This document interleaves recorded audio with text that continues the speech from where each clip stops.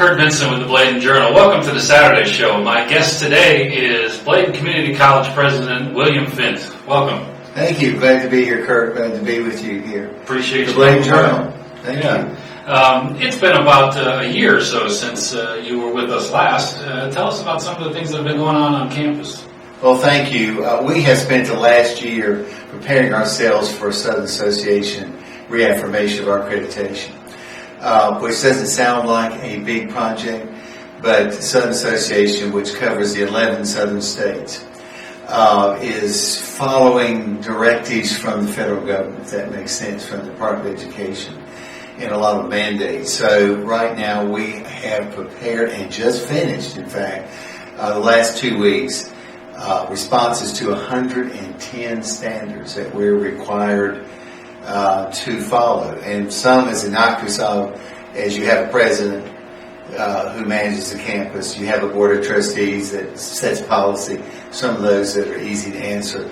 To those that we really spend some time on regarding how our students achieve and are they succeeding and what are the measurements that show that. So we've just had a visit actually that ended today at noon from our representative at Bladen from Southern Association, one of the vice presidents. They have now about 10 vice presidents who divide up the 800 schools that are in membership, 800 schools. Not only in the South, but our representative, in fact, said that she has a school in Vietnam, that she's going to visit Ho Chi Minh City later this spring. That's part of that. So it really is a worldwide organization in that respect. She's going to Frankfurt in a couple of weeks, Frankfurt, Germany. We thought she meant Kentucky. She's going to Germany because one of the school that's a technical school has campuses all over the world. So while they're housed in Florida, they have all these other schools, so she's going to go visit them. So we have finished our document, written that, and that was prepared by a large number of our faculty and staff. About 30 participated and 10 were actively involved in putting that together, and it really has taken us the whole year. She confirmed that we're in good shape. We're about to finish it up and send it in March. And in October, we'll have a visit from the team with her representative leading that team. Lady is fascinating. I had not met her before.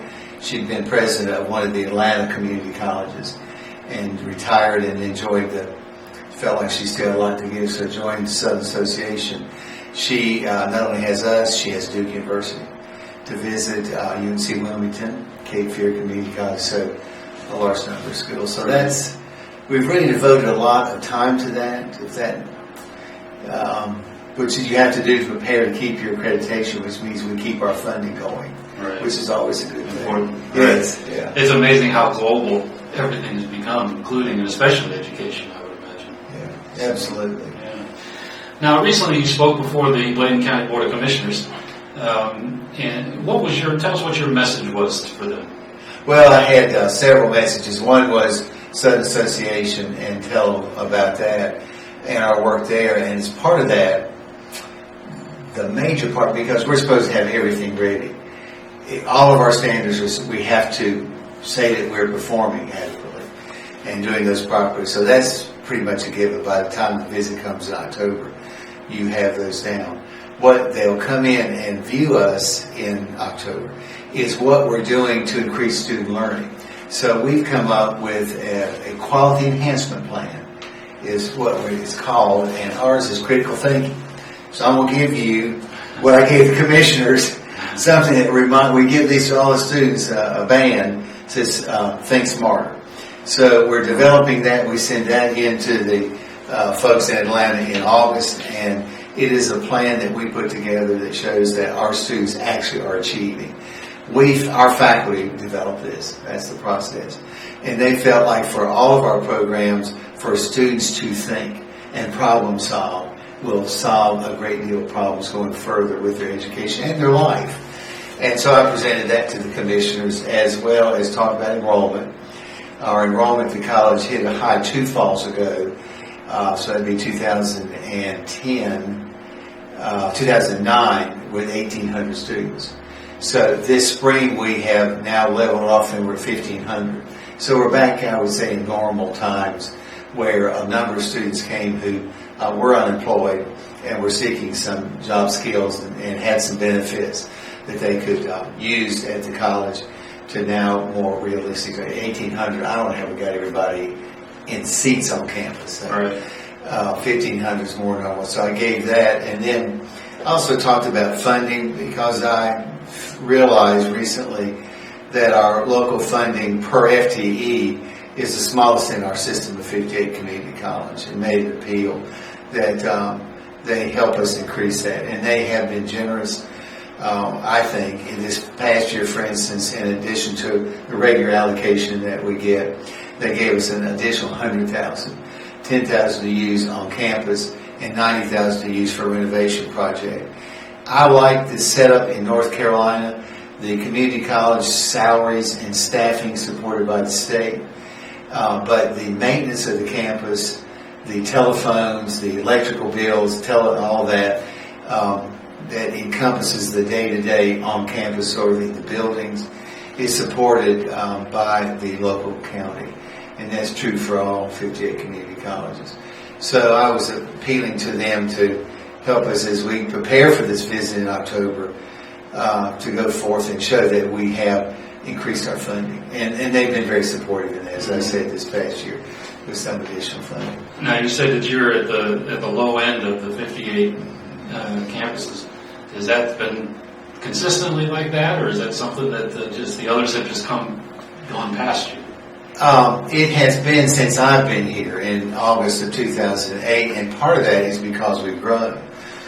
And we have grown in the last 10 years, we've grown 70% FTE, in other words, student body has increased. So in my mind, the funding is that old maybe. Well, it was okay then when we had 500-600 students. But now that we've got 1,500 students in our curriculum programs, another 3,000 students in continuing ed, taking courses that we do need some help on campus. And our campus has a lot of buildings. I think people that are there realize that we have 17 buildings.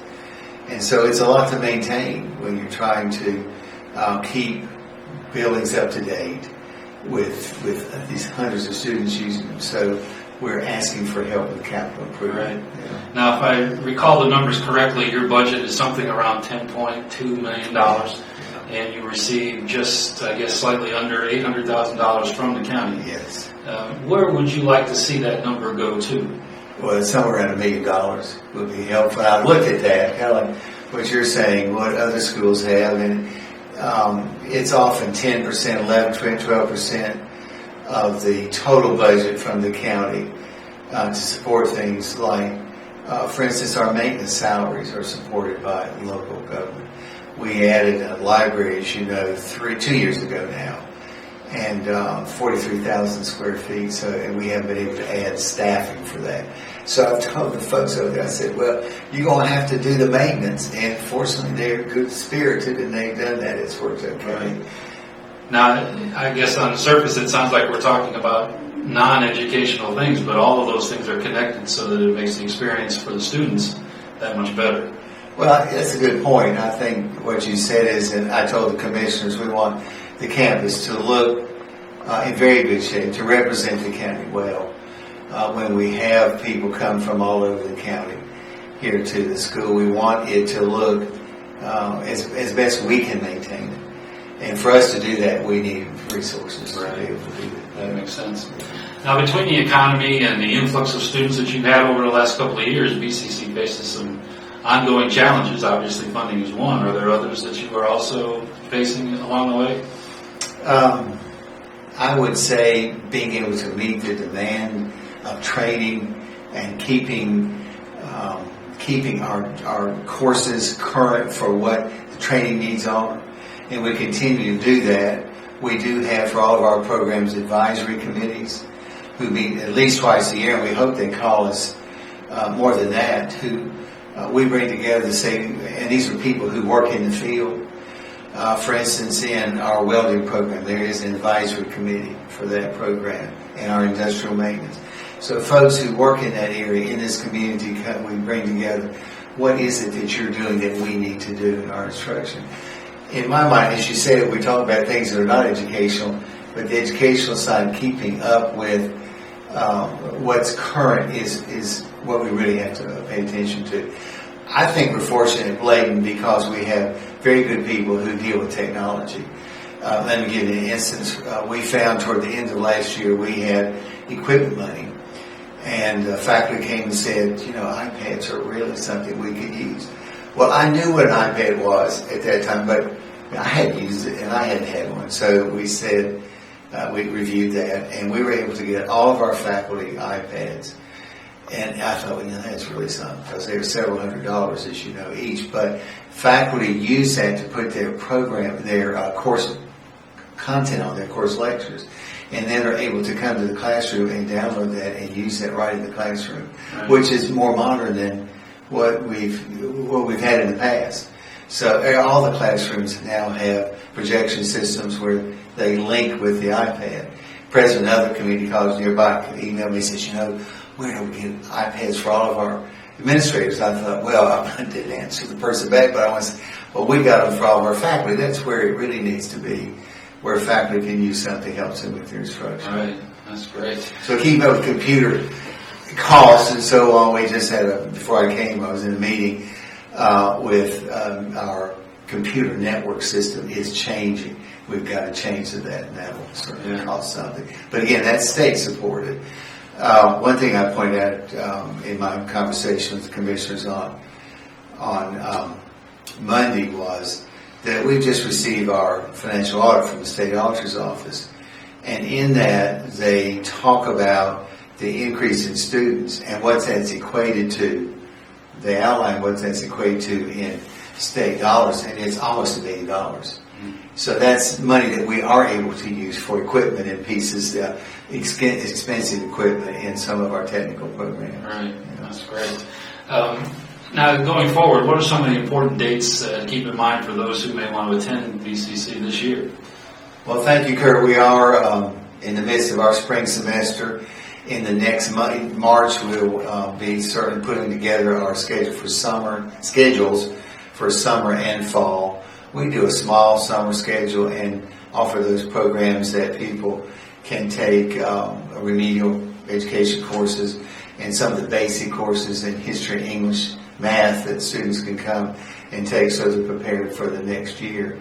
And then we will be registering students in May for fall. So we hope students come. I would say, since you're talking about dates, we have found so many students need and qualify for grants they're able to receive. Since I've done some review of that recently, because I know our financial aid office is overwhelmed with people with applications, how many come in, I know this is going to be hard for you to believe, but come in the day of registration, say, I want to go to school and I need some help. We can't process people like that. Right. So we hope people will come to us, and you'll see continually in our advertisements in your paper and on billboards, register now, with little signs around the can. Registration now, and we hope people will apply early and get financial aid that they need, and come to the college. That's what we're here for.